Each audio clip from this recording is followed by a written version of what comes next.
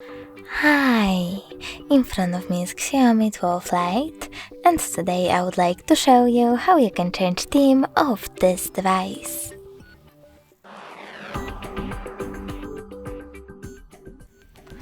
First of all, you need to open Devices Settings and select Themes section over here. Then click on Themes at the bottom left corner. Click on the search bar and type in whatever you wish to. I will go with Marvel. Then select the best theme for you and click on Free.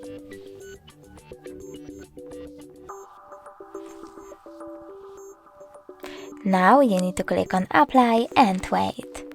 Then select Home button. As you can see, after a couple of seconds, theme of my device has changed.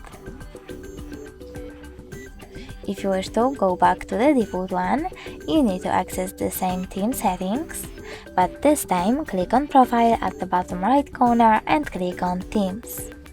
Now select one of those, in my case Classic, and click on Apply.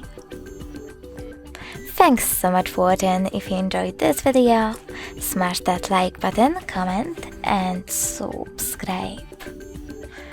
Bye!